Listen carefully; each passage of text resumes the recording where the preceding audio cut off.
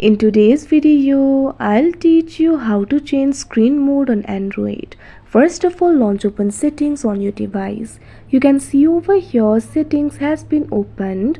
Keep in mind the settings options will vary according to the Android phone that you own.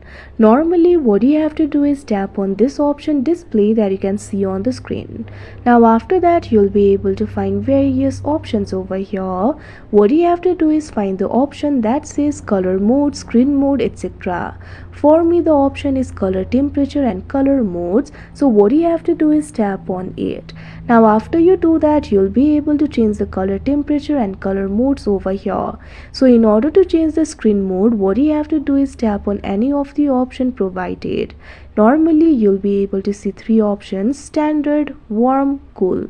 Simply tap on the option of your choice. You can also preview it if you want. After you're satisfied with the color mode, what you can do is go back. Now after that this color mode will be selected. So that is how you change screen mode on Android. I hope you found this video helpful. Thank you for watching.